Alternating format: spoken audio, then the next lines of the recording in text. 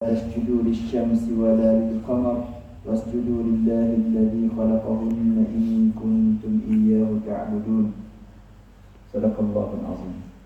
Sidang muslimin yang dirahmati Allah, mana kita bertakwa kepada Allah dengan mentaati perintahnya dan meninggalkan larangannya.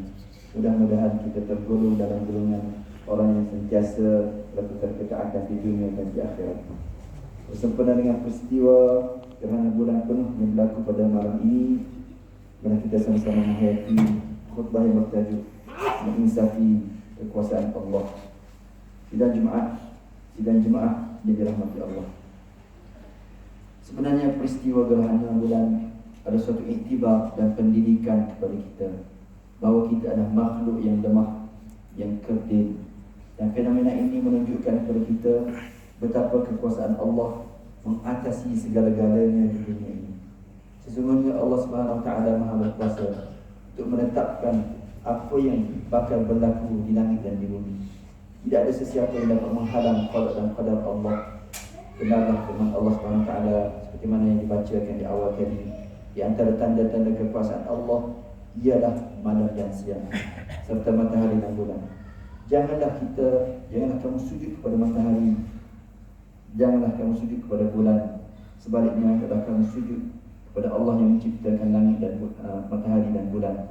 Kalau kamu betul hanya beribadat kepada Allah. Sebagai seorang yang beriman, kita percaya dengan penuh yakin bahawa Allah sebagai pentadbir seluruh alam ini. Peredaran bulan dan matahari yang teratur semuanya di atas kudrat dan iradah Allah Subhanahu Wa Taala. Lantaran itu, kita dituntut untuk melihat dan menghayati setiap apa yang diciptakan oleh Allah supaya kita sentiasa membesarkannya dan meningkatkan keimanan kepadanya. Sidang kaum muslimin yang dirahmati Allah sekalian, hakikat kejadian gerhana yang merupakan peringatan Allah kepada manusia supaya kita segera insaf, gerun dan takut kepada kebesaran dan kekuasaan Allah semata-mata. Oleh itu, mimbar mengajak sidang Jumaat sekalian dan kita sama-sama mengambil pengajaran daripada peristiwa gerhana bulan dengan penuh keinsafan dan bermuhasabahlah atas segala dosa yang pernah kita lakukan dengan kita melazimi taubat dan istighfar kepada Allah Subhanahu Wa Taala. Di samping itu, perbanyakkanlah melakukan amal ibadat, kebajikan dan doa kepada Allah Subhanahu Wa Taala supaya menjauhkan kita daripada ditimpa bala bencana, wabak, penyakit dan musibah.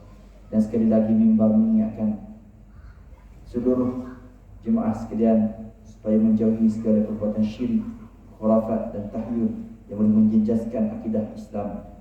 Al-Imam Muslim rahimahullah menyatakan dalam sebuah hadis daripada Abu Mas'ud Al-Ansari radhiyallahu ta'ala anhu bahawa Rasulullah sallallahu alaihi wasallam bersabda, "Inna asy-syamsa wal qamara ayatan min ayatillah wa innahuma la yankasifani li mauti ahadin wa la li hayatihi. Fa idza ra'aytum dzalik fasallu wad'u hatta yankashifa ma bikum."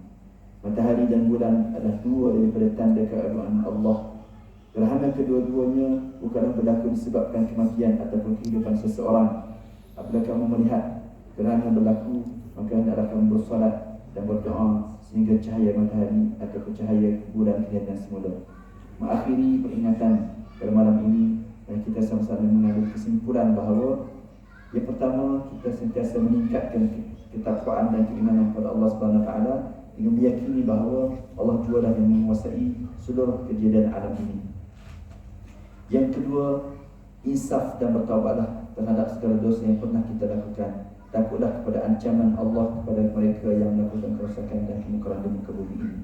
Yang ketiga, perbanyakkanlah melakukan amal ibadat, kebajikan dan berdoa kepada Allah Subhanahu Wa Taala dan menjauhkan kita daripada bala bencana, wabak, penyakit dan musibah.